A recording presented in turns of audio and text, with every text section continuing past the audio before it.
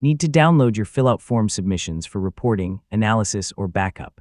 Well, in this tutorial, I'll show you how to export Fillout responses step by step.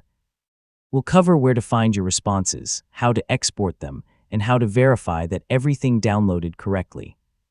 First, sign in to your Fillout account and open the form whose responses you want to export. From your dashboard, select the form to access its management page. Next, click on the Responses tab.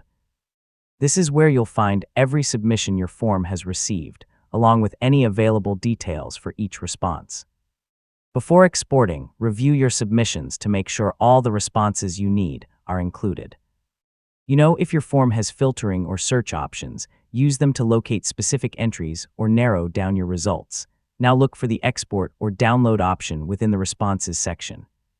Depending on your Fillout plan and available features, you may be able to export your data in formats such as CSV or another supported file type. Choose the format that works best for your workflow. After the download is complete, open the exported file using a spreadsheet application such as Google Sheets, Microsoft Excel, or another compatible program.